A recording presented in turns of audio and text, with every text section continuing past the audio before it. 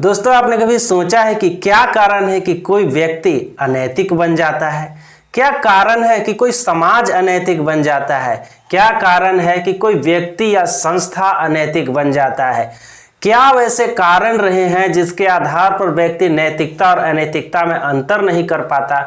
और क्या कारण है कि कोई समाज, कोई संस्था, कोई व्यक्ति सैकड़ों हजारों वर्षों तक किसी अनैतिक प्रथा, किसी अनैतिक परंपरा, किसी अनैतिक विश्वास, किसी अनैतिक मान्यता, किसी अनैतिक नियम और कानून के राह पर चलता रहता है और उसे पता ही नहीं चल पाता कि वो जो कार्य कर रहा है वो कहीं ना कहीं अनैतिक है, गलत है।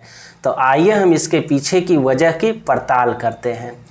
दोस्तों, अगर हम बात करें तो हजारों वर्षों तक भारत में वर्ण व्यवस्था व्याप्त रही, समाज ने उसे स्वीकृति दी। हम यह भी देखते हैं कि आज भी जो है वो बच्चियों को मारा जाता है, दलितों का शोषण होता है, सती प्रथा सैकड़ों वर्षों तक व्याप्त रही। क्या कारण रहे होंगे इन सब के बीच?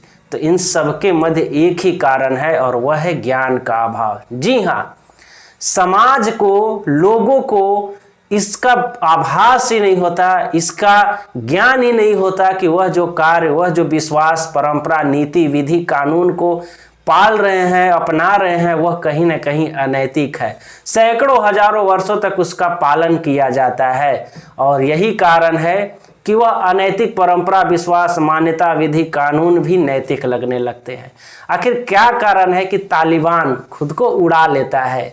दुनिया में जितना कट्टरपंथ है, जितना आतंकवाद है, वह लोग कभी भी खुद को अनैतिक नहीं मानेंगे। क्यों नहीं मानेंगे? क्योंकि उनकी मान्यता है कि वह जो कार्य कर रहे हैं वह कहीं ना कहीं बेहतर कार्य है।